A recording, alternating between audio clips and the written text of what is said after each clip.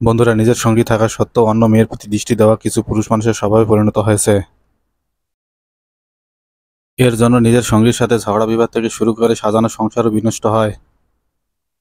আবার কিছু পুরুষ তো এক ধাপ এগিয়ে অন্য মেয়ের সাহায্যের জন্য হাত বাড়িয়ে দেয়, যেখানে নিজের সঙ্গী তার সাহায্যের আশা দাঁড়িয়ে থাকে।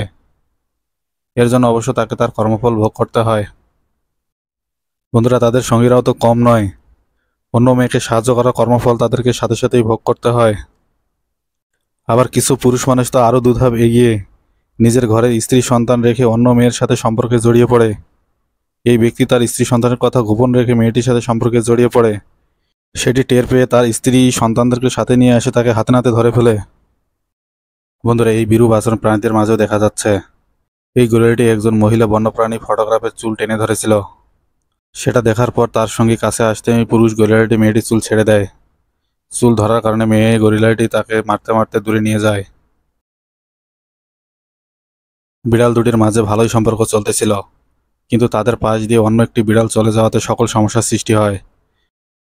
পুরুষ বিড়ালটি ওই বিড়ালটির দিকে তাকানোর কারণে তাদের মাঝে ছোটখাটো একটি বিশ্বযুদ্ধ সৃষ্টি হয়। সম্পর্কের মাঝে তৃতীয় পক্ষের উপস্থিতির কারণে এরকম সমস্যার সৃষ্টি হয়। পুরুষ সিংহটির সামনে এই সিংহীর যে আচরণ তা তার সঙ্গীর মোটেই পছন্দ হয়নি। এজন্য তার সঙ্গী এসে পুরুষ সিংহটিকে সেখান থেকে দূরে নিয়ে যাওয়ার চেষ্টা করে। এর থেকে বোঝা যায় যে কোনো প্রাণী তার সঙ্গীর ভাগ অন্য কাউকে দিতে চায় না। দুই বন্ধু একসাথে বসে খোশমেজাজি ছিল, কিন্তু এক বন্ধু অন্য বন্ধুর সঙ্গীকে মায়া দেখাতে গেলে অপর বন্ধু রেগে যায়। তার বন্ধুর ব্যবহার অপর বন্ধু ভালোভাবে নেয়নি। সে তাকে বোঝাতে চেয়েছে যে এই ব্যবহার তার কোনোভাবে কাম্য নয়। নিজের সঙ্গী পাশে থাকা সত্ত্বেও অন্যের প্রতি দৃষ্টি দেওয়ায় পুরুষ গরিলার যে অবস্থা হলো,